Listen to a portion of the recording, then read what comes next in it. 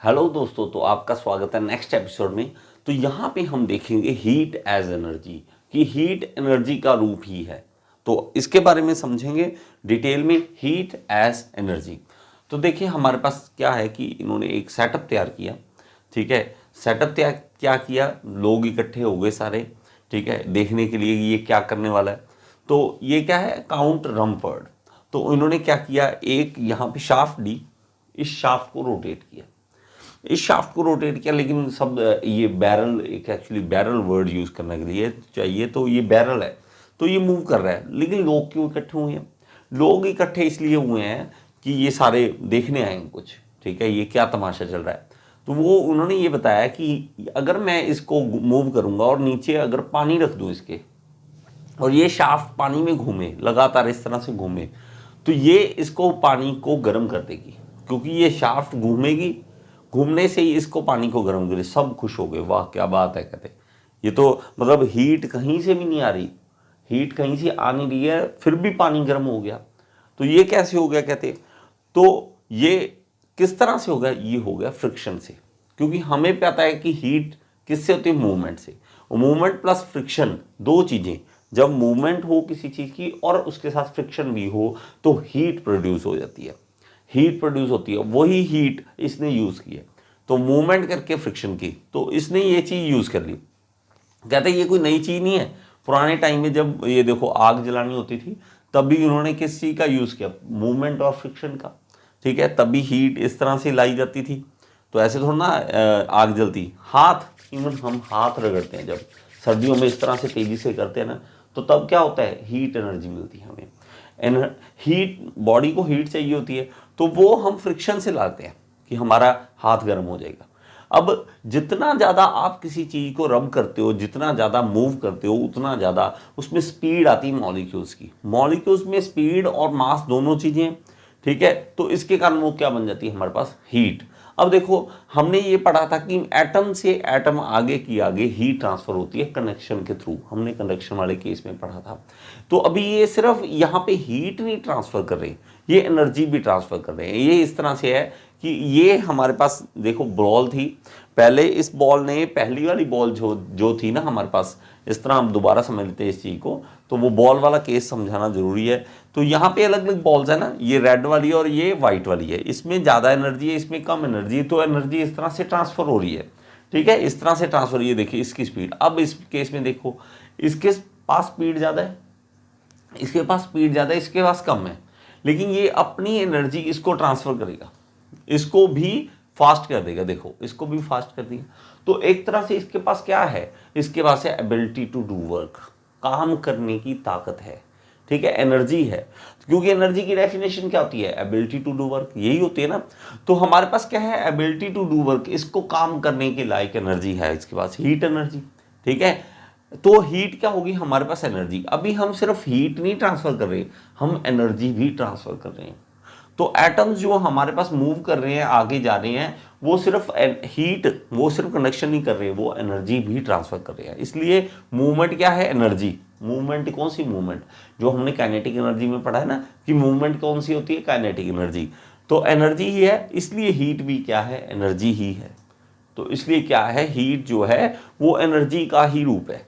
तो हमने heat energy आगे से बोलना है, हीट। लेकिन टेम्परेचर देखो, अब टेम्परेचर जो होता है वो किस में हम मापते हैं उसे, डिग्री सेंटीग्रेड में। लेकिन अब हीट को किस में मापते हैं, तो हीट हमारे पास जो होता है वो हम काउंट करते हैं। एनर्जी क्या है, हीट क्या है, एनर्जी। और एनर्जी किस में होती है, जूल में। तो हमारे पास हीट क्या है, वो भी एनर्जी, इसलिए वो भी जूल में ही बचेगा। ठीक है, तो अलग अलग हमारे पास ऐसा यूनिट आ गया, जूल आ गया जिस तरह से। और कैलोरीज भी होता है हमारे पास, हीट के यूनिट होते हैं, कैलोरीज भी होते हैं। लेकिन हमें अभी तक ये है, हमने इसके बारे में पढ़ना है, जूल। अब जूल क्या होता है, 1 जूल होता है। 1 जूल होता है हमारे पास, 1 न्यूटन की फोर्स किसी चीज को 1 मीटर तक ले जाए, तो 1 न्यूटन मीटर क्या है, 1 जूल। तो इस हिसाब से हीट एनर्जी किस तरह से काउंट करें। अब हम हीट एनर्जी को इस तरह से वो कहता है कि अगर 1 किलोग्राम की चीज है, 10 न्यूटन उसका मतलब वेट हो गया, 1 मीटर ऊपर लेके जाना है। ठीक है, 1 मीटर ऊपर लेके गए तो 10 न्यूटन मीटर वर्क हो गया, लेकिन 10 जूल एनर्जी लगी आपकी।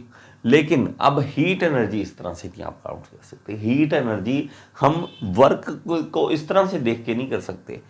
हमें देखना पड़ेगा कि इसका सेंटीग्रेड टेम्परेचर कितना बढ़ाना है। जब हम किसी चीज का 1 डिग्री सेंटीग्रेड टेम्परेचर बढ़ा दें, 1 डिग्री सेंटीग्रेड पानी का अगर टेम्परेचर बढ़ाना हो ना 15 से 16, तो 4200 जाउल ऑफ हीट लग जाएगी, 4200 जाउल एनर्जी लग जाएगी।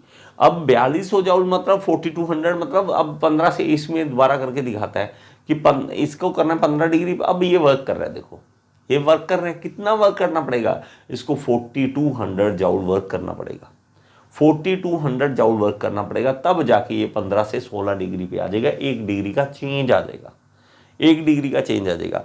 तो ये जो 1 डिग्री का चेंज आया ना, ठीक है, जैसे हमने स्पेसिफिक हीट में पढ़ा होता है। स्पेसिफिक हीट क्या होता है कि जब किसी भी 1 किलोग्राम मेरे पास कोई फ्लूइड है, उसका 1 डिग्री टेम्परेचर इंक्रीज करना हो, जितनी हमें एनर्जी लगेगी उस चीज़ की, जितनी एनर्जी लगेगी उसको हम क्या कहते हैं? Specific heat.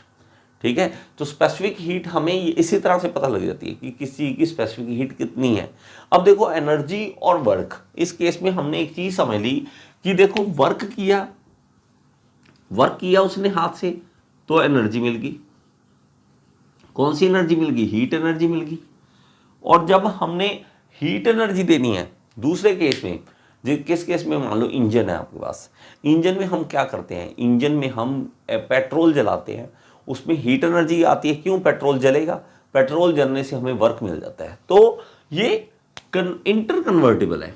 एनर्जी जो है, हीट एनर्जी जो है वो वर्क में कन्वर्ट कर सकते हो, और वर्क जो है एनर्जी में कन्वर्ट कर सकते हो।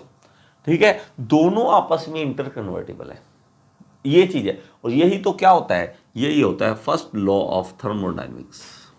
फर्स्ट लॉ ऑफ थर्मोडायनेमिक्स यही होता है। तो यही चीजें हमने पढ़ना होता है हमने, कि एनर्जी वही है। अब एक और एग्जांपल देता हूं आपको, एनर्जी और मेरे पास वर्क सेम कैसे है, आपके दिमाग में आता हो तो इस चीज को आप करके देखना। वर्क देखो, वर्क क्या होता है हमारे पास? वर्क का फॉर्मूला है फोर्स इंटू डिस्टेंस, यही होता है। अब फोर्स को कैसे लिखते हैं? मास इंटू एक्सेलरेशन, ऐसे लिखते हैं ना, F = ma। और ये डिस्टेंस है, डिस्टेंस। अब मास की यूनिट क्या होता है? किलोग्राम। एक्सेलरेशन क्या होता है? मीटर पर सेकंड स्क्वायर। और ये डिस्टेंस क्या है? मीटर। तो मेरे पास क्या बन गया? किलोग्राम मीटर स्क्वायर पर सेकंड स्क्वायर, ये बन गया। अब एक चीज नोट करना, काइनेटिक एनर्जी का फॉर्मूला क्या होता है? काइनेटिक एनर्जी का ½ mv² होता है ना, ½ mv²। अब हाफ तो सिंपल यूनिट है नहीं, इसके मास क्या है? kg। और v वेलोसिटी, वेलोसिटी क्या होती है? मीटर पर सेकंड, मीटर पर सेकंड, तो उसका स्क्वायर है, स्क्वायर कर दो। तो वो देखो सेम है, दोनों चीजें सेम है। अगर मैं करूं पोटेंशियल एनर्जी की बात करूं, पोटेंशियल एनर्जी mgh होता है ना, mgh। m क्या है हमारे पास? किलोग्राम। और g क्या है? एक्सेलरेशन ड्यू टू ग्रेविटी, तो मीटर पर सेकंड स्क्वायर। और ये हाइट h क्या है? मीटर में, तो मीटर यहां आ जाएगा, तो ये मीटर मीटर मीटर स्क्वायर बन जाएगा। सेम हो गया ना। तो एनर्जी जो है हमारे पास वही वर्क है, वर्क ही एनर्जी है।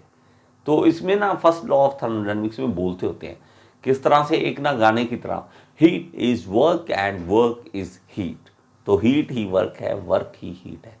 ये हमें चेंज करना आना चाहिए, तब इन्हें पता लगा कि हम चेंज कर सकते हैं। और नेक्स्ट हम इस चीज में समझेंगे। ठीक है, ये हमारा 28th एपिसोड था।